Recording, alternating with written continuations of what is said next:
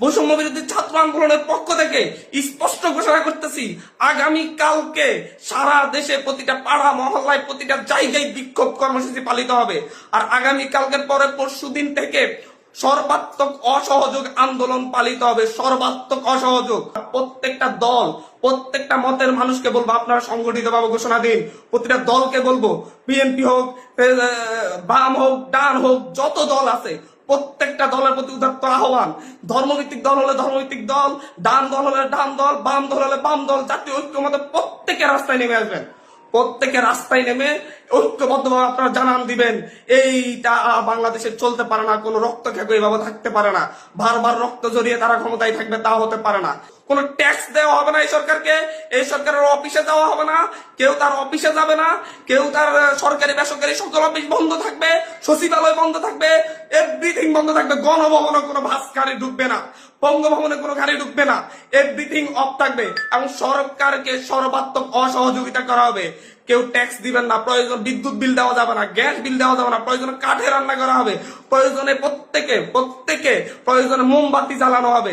তারপরে যদি বিদ্যুৎ চলে যায়, যদি বিদ্যুৎ লাইন কেটে দেয়, তাহলে আপনারা প্রত্যেকে মোমবাতি ব্যবহার করবেন প্রয়োজনে। তারপরে এই সরকারকে কোনো সহযোগিতা করা হবে না। এটা খুনি সরকার। আমাদের ভাইদেরকে বারবার খুন করতেছে। আমাদের মুখে এক কথা বলে সকালে কান্নাকাটি করতেছিল যে হচ্ছে এই লাশগুলোর দায়কে নিবে, আর বিকেল না হতে আবার লাশ ফেলতেছে রাস্তায়। মানে দোমুখ সাপ। সকালে এক কথা বলে, বিকেলে আরেক কথা বলে। আমাদের সাথে বলেছিলাম যে আমাদের সাথে 14 তারিখ 15 তারিখে আমাদের সাথে বসেছিলেন, ওনার সাথে আলোচনা করবেন, কিন্তু তারপরে দেখা গেছে তারপর থেকে আমাদের ভাইদের উপর হামলা করা শুরু করছে। উনি একটা নৃশংসতা চালাচ্ছে বাংলাদেশে। কোন ভয়ঙ্কর একটা অবস্থা বাংলাদেশে বিরাজ করতেছে। ছেলেদেরকে, শিশুদেরকে, বাচ্চাদেরকে, মেয়েদেরকে হত্যা করতেছে। ছাত্রলীগ, যুবলীগ গুলি নিয়ে রাস্তায় নামতেছে। ওরা সন্ত্রাসীদেরকে নিয়ে রাস্তায় নামিয়ে আমার ভাই বোনদেরকে হত্যা করেছে। আর বসে থাকা যায় না। আমরা সারা দেশের ছাত্র, নাগরিক, অভিভাবক যে অবস্থানে আছেন, মা বোন, প্রত্যেককে বলবো, আগামীকাল থেকে আপনারা প্রত্যেকে রাজপথে থাকবেন। প্রত্যেকে প্রতিটা বাড়ি থেকে রাজপথে থাকবেন। আপনারা কেউ ঘরে বসে থাকবেন না, এটা আপনাদের দায়বদ্ধতা। আপনাদেরকে বলতেছি, প্রতিটা লাশের রক্তের প্রতি আপনাদের দায়বদ্ধতা আছে, প্রতিটা শহীদের রক্তের প্রতি আপনাদের দায়বদ্ধতা আছে।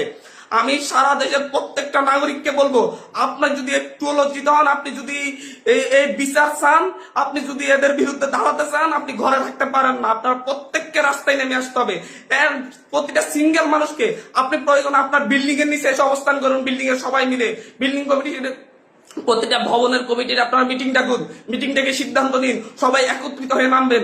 প্রতিটা মহল্লায় মহল্লায় আপনারা সিদ্ধান্ত নিন, আপনারা প্রত্যেকে একত্রিত হয়ে নামবেন, রাস্তায় থাকবেন যতক্ষণ পর্যন্ত না এই রক্ত খেকো তার কাজ বন্ধ না করে, এবং এই রক্ত খেকো যেন আর না থাকতে পারে। স্পষ্ট বার্তা। বারবার ছাত্রদেরকে হত্যা করবে, নাগরিকদেরকে হত্যা করবে, বারবার এই দেশের মানুষকে হত্যা করবে, আবার সেই ক্ষমতায় বসবে, আমার ট্যাক্সের টাকায় গাড়িতে চলবে।